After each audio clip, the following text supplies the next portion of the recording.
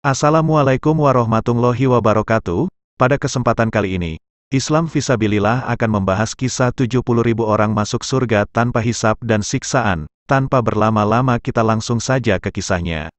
Sebuah kabar gembira datang dari sahabat Ibnu Abbas radhiyallahu anhu. Beliau mengabarkan sebuah hadis yang cukup panjang tentang golongan orang-orang yang masuk surga tanpa hisab dan azab. Jumlah mereka sebanyak 70.000 orang. Siapakah mereka? Bisakah kita termasuk salah satunya?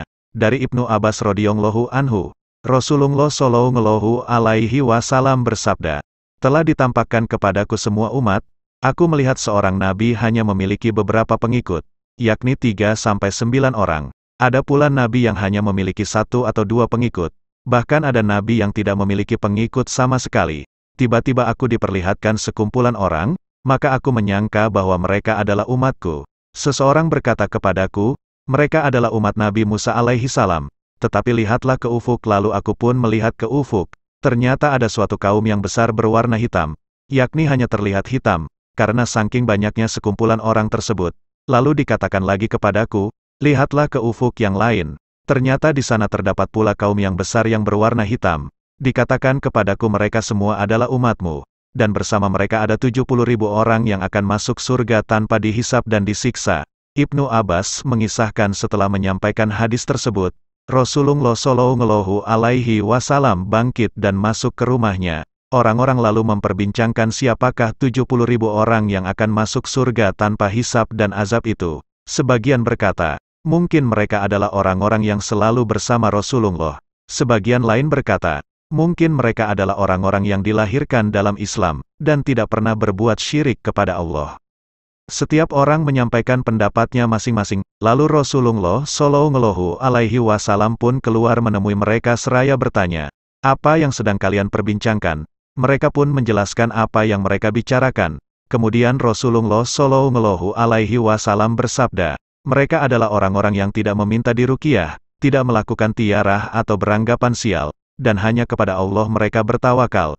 Kemudian Ukasyah bin Milhan segera mendekati Rasulullah dan berkata, "Ya Rasulullah, berdoalah kepada Allah agar aku termasuk bagian dari mereka, yakni golongan 70.000 orang yang masuk surga tanpa hisab dan azab." Maka Rasulullah shallallahu alaihi wasallam pun bersabda, "Engkau termasuk bagian dari mereka."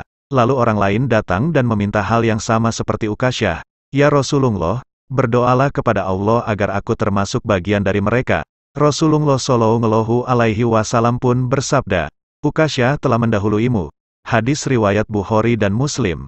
Dari hadis yang panjang ini jelaslah bahwa Allah subhanahu wa ta'ala menjanjikan akan ada 70.000 orang yang masuk surga dengan sangat mudah, tanpa melalui proses hisab yang berat, dan tanpa terlebih dahulu mencicipi azab akhirat. Rasulullah shallallahu alaihi wasallam pun menyebutkan 70.000 orang tersebut yakni orang-orang yang tidak meminta untuk diruqyah, tidak melakukan tiarah dan hanya kepada Allah mereka bertawakal. Artinya, setiap umat Rasulullah baik yang hidup di era awal Islam, ataupun yang hidup di masa kini dan di masa mendatang berkesempatan untuk menjadi salah satu dari 70.000 orang tersebut.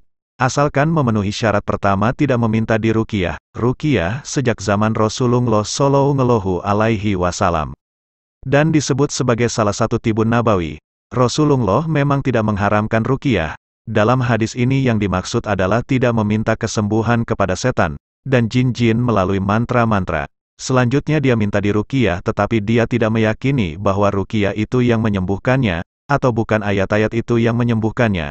Dan yang terakhir adalah dia tidak meyakini orang yang meruqyah itu yang menyembuhkannya, tetapi dia meyakini bahwa kesembuhan itu datangnya dari Allah subhanahu wa ta'ala. Ruqyah adalah hal yang baik dan tidak dilarang dalam agama Islam, asalkan sesuai dengan tuntunan agama yang diajarkan Rasulullah shallallahu alaihi wasallam. Ustadz Abdul Somad mengatakan bahwa Rasulullah shallallahu alaihi wasallam mengajarkan ruqyah dan menyuruh para sahabat belajar meruqyah.